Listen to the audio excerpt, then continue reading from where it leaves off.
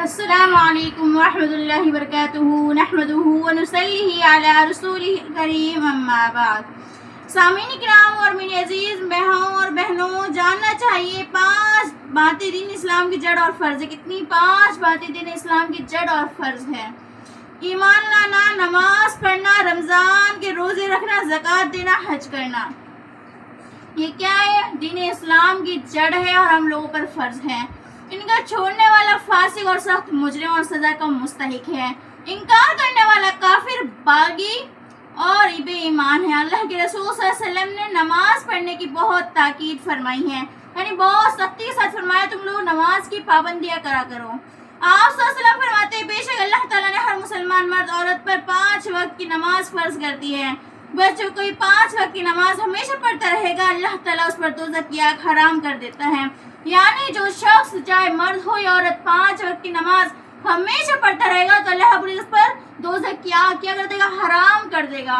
کتنی خوش بڑی بات ہے کہ جو شخص 5 وقت کی نماز وقت پر پڑھے گا، اللہ تعالیٰ اس کے اوپر دوزخ کی آگ حرام کر دے گا۔ بے شک نماز دین کا ستون ہے۔ جس نے نماز اچھی طرح پڑھی اس نے دین کو قائم رکھا، یعنی نماز ہی دین کا ستون۔ جس نے نماز کو اچھی طرح پابندی کے ساتھ خشوع و خضوع کے ساتھ ادا کرا اس نے اپنے دین کو قائم رکھا۔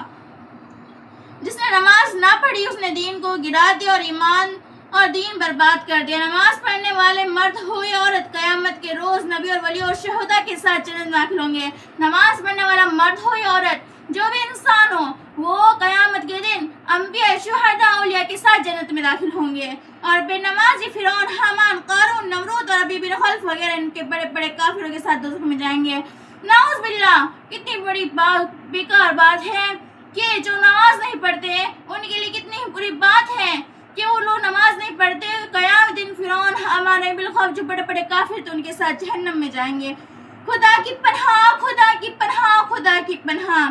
نماز نہ پڑھنا کس قدر سنگین جرم ہے۔ نماز نہ پڑھنے والا عمل میں کافر ہے برابر سمجھا گیا اور کافر کے ساتھ دوزخ میں رہے گا۔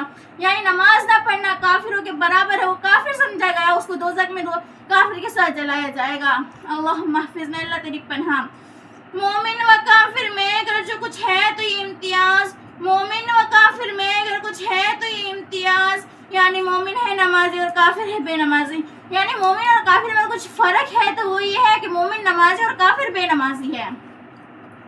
ساتھی کوئی بھی نہ دے گا تمہارا حشر میں، ساتھ کوئی بھی نہ دے گا تمہارا حشر میں، ہاں تمہیں دے گی نماز ہی سہارا حشر میں۔ یعنی قیامت دن کوئی کسی کا ساتھ نہیں دے گا، اگر کوئی دے گی کوئی چیز تو وہ نماز اور اچھے اعمال ہی دیں گے قیامت کے دن۔ باپ بیٹے کا نہ بیٹا باپ کے کام آئے گا، باپ بیٹے کا نہ بیٹا باپ کے کام آئے گا، حشر میں پہلے نماز کا ہی پیغام آئے گا۔ یعنی قیامت دن نہ باپ بیٹے کا نہ بیٹا باپ کا کوئی کسی کا نہ ہوگا، یہاں تک کہ ماں دودھ پیتی بچے کو گود میں سے پھینک دے گی، صرف نماز اور اچھے اعمال کام آئیں گے۔ تو میری بہنوں، میری ماں اور سامعین کرام، آخر میں اللہ رب العزت ہم سب کو نماز کا مکمل پابند بنائے اور نماز خوشی و خضوع کے ساتھ پڑھنے کی توفیق عطا فرمائے، ریاکاری نہ ہو، صرف اللہ کے لیے ہو، اور عمل میں اپنی رضا نصیب فرمائے۔ جتنا کچھ میں نے کہا ہے اور آپ سبھی نے جو کچھ غور سے سنا اس پر عمل کرنے کی توفیق عطا فرمائے۔ آمین وما علینا الا البلاغ۔ السلام علیکم ورحمۃ اللہ وبرکاتہ۔